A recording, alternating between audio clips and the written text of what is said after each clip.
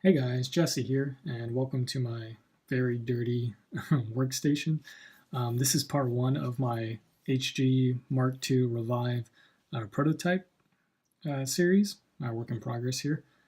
Um, so I've got the torso and head done here, as you can see. It looks kind of odd just because there isn't that much white and gray yet, it's just the head.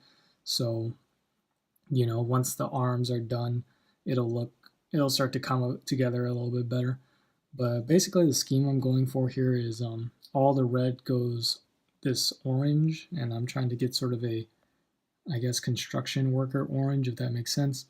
And then all the black remains black. The inner frame or joints are silver, and these two joints up here had like little like rivets, so I just painted those uh, bronze.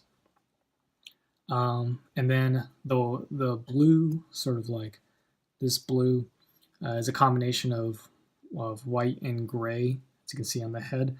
This kit has really good part separation, so I'm just going to sort of uh, pick which parts are white and which parts are gray on it. I'll explain when I show the arms and legs here, but that's what's going on there. And then I needed a complementary color to tie all this together. I already had white, gray, and black, so I need something for orange. And since blue is the complementary color for orange, I decided to do that, but I want it to be a little pale. So this is just simply some blue mixed with white. So yeah, I think it's coming out pretty good. I also added some decals here. These are just stickers. I'll show the ones I'm using here in a second. But yeah, and for the eyes, I used that chrome sticker. You can't really see it too well on video, but there's a chrome sticker behind the clear green piece, and I've painted in the black with just some Gundam marker. And if you haven't seen my review of this kit, go ahead and check it out. I'll post a link here. And yeah, so there's that. So I'll just keep it in frame here. The colors I'm using in the paint I'm using are Vallejo's Game Air and Model Air. They're basically the same thing. I think the Game Air is just closer to the sort of colors you would get with Citadel paints. But I'm using gold, yellow, bloody red, dead white. This is just black, and this is imperial blue. So these are the colors I used uh, for my build here. This stuff is really, really good, and it can go straight onto the plastic without primer, but I would either suggest washing the pieces or priming them. In my case, I primed them just because I really wanted an even base coat to go off of. But if you're just painting like white on white, this stuff isn't that bad for that, for just going straight onto the plastic.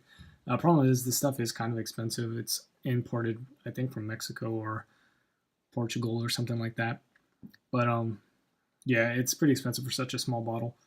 But you can find it in most model stores and stuff. Vallejo's pretty a pretty common brand. You find it along Citadel and stuff.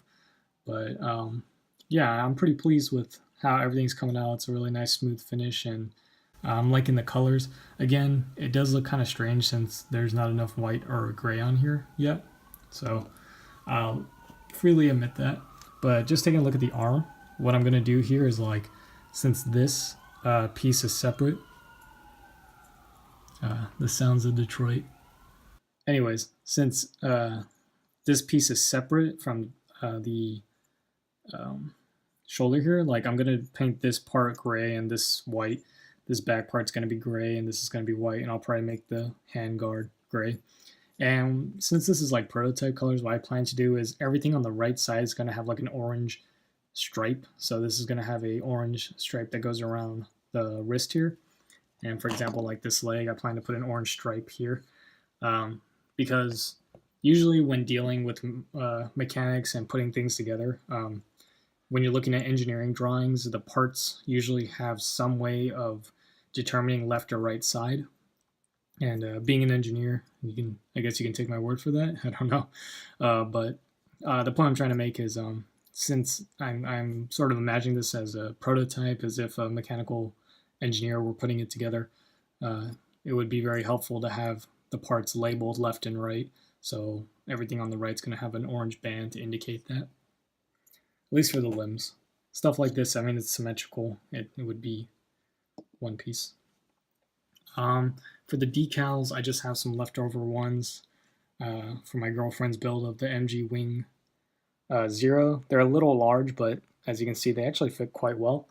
And I have some leftover ones from my RG Red frame. So these are the ones I'm using. I just have them left over. And if you trim them, and they do look pretty good. I mean, you can, unless you get really close up, you can hardly tell it's a sticker. So that one's pretty obvious on camera, but to the naked eye, it's really not bad. So yeah, I'm trying to keep it to a minimum with the stickers, not going to go too crazy. But yeah, so that's what I've got so far. Next, I'll probably be doing the waist and maybe the backpack and maybe the arms. It's really cold here in Detroit right now. We're having a storm over the weekend, so I don't know when I'm going to be able to spray again. So part 2 of my work in progress might come kind of late. But thank you guys for watching, and I'll catch you all next time. Bye-bye.